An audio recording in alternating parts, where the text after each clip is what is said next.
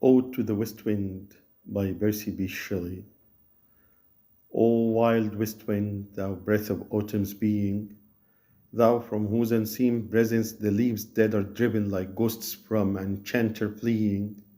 yellow and black and pale and hectic red, pestilence-stricken multitudes, O thou, who tritest to their dark wintry bed the winged seats where they lie cold and low, each like a corpse within its grave, until thine azure sister of the spring shall blow her clarion over the dreaming earth and fill driving sweet buds like flocks to feed in air with living hues and odors plain and hill, wild spirit, which art moving everywhere, destroyer and preserver, hear, oh hear.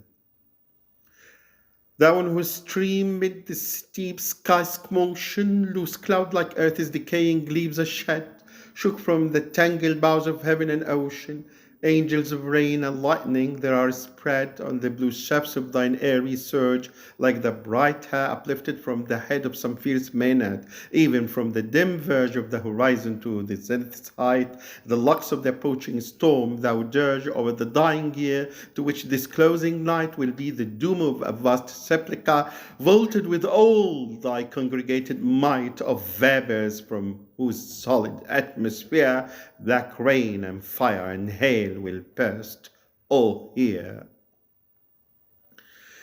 Thou who didst wake him from his summer dreams, the blue Mediterranean where he lay, lulled by the coil of his crystalline streams, beside the pumice isle in Bay's Bay, and so in sleep old palaces and towers quivering within the waves' intense day,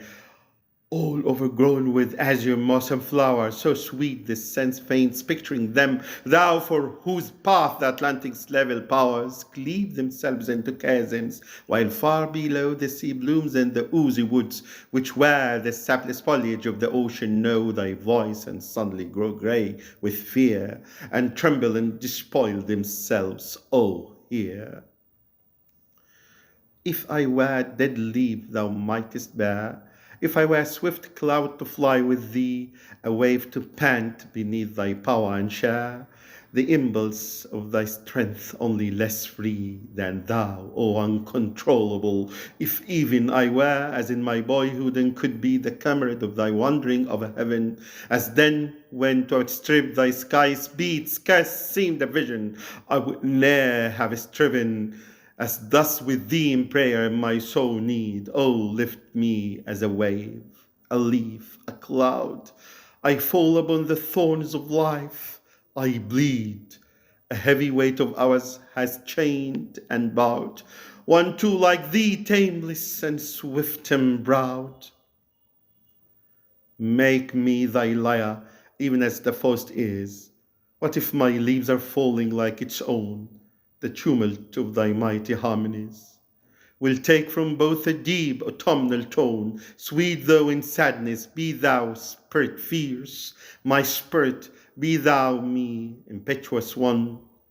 drive my dead thoughts over the universe, like weathered leaves to quicken a new birth, and by the incantation of this verse, scatter as from an unextinguished hearth ashes and sparks my words among mankind. Be thou my lips to an unawakened earth, the trumpet of a prophecy, O wind.